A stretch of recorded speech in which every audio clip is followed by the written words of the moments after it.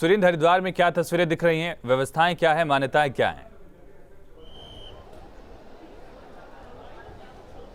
देखिए, बिल्कुल इस वक्त हरिद्वार में ब्रह्मकुंड के सामने हर की पैड़ी में मैं मौजूद हूं और मेरे विजय सोनी कुमार दिखाएंगे कि किस तरह से विहंगम दृश्य आपको नज़र आ रहा है।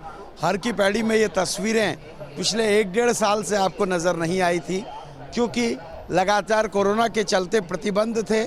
बहुत सीमित संख्या में लोग स्नान के लिए पहुंच रहे थे और आज देखिए प्रतिबंध 24 घंटे पहले पूरे कोविड के प्रतिबंध उत्तराखंड में हटा लिए गए हैं और उसके बाद आज जब कार्तिक पूर्णिमा का स्नान है तो ये भीड़ देखते ही बनती है।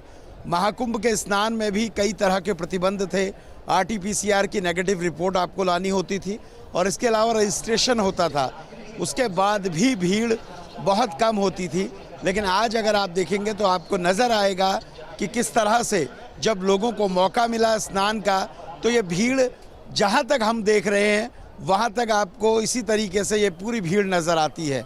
हालात इस तरह के हैं कि हरिद्वार का जो हाईवे है उसमें भी ट्रैफिक जाम हो रहा है, बहुत मशक्क़त पुलिस को करनी पड़ रही है और दिक्कतें काफ़ी हो रही है। ये तमाम तस्वीरें आप देखिए, इस वक्त न्यूज़ स्टेट पे हमारे दर्शक देख रहे हैं कि हर की पैड़ी में किस तरह से भीड़ है, किस तरह से लोग यहाँ पहुँचे हैं, क्योंकि एक तो ये अंतिम स्नान है इस साल का और इसके बाद 14 जनवरी को ही मौका मिलता है, क्योंकि अब शुभ मांगलिक कार्य बंद हो जाएंगे, इसलिए भी ये बड़ी भीड़ आपको नज़र आ रही है। और दूसरा, कोविड के बाद ये पहला मौका है जब लोग इस तरह से हरिद्वार स्नान के लिए पहुँचे हैं। मेरे विजय तमाम वो तस्वीरें दिखाएंगे, अस्थि प्रवाह घाट वहाँ की तस्वीरें भी आपको दिखाएंगे कि वहाँ पर भी कर्मकांड के लिए जो लोग पहुँचते हैं उनकी काफ़ी भीड़ है।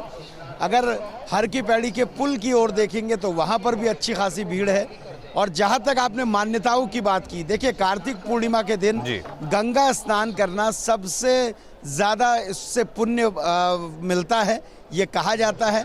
क्योंकि आज के दिन ये कहा जाता है कि अगर आप लक्ष्मी की पूजा करते हैं, आप गुड़ का दान करते हैं, आप अनाज का दान करते हैं तो आपको पुण्य फल प्राप्ति होती है। शिव ने त्रिपुरासुरी का इस दिन वध किया था, तो इसे त्रिपुरा पूर्णिमा भी कहा जाता है।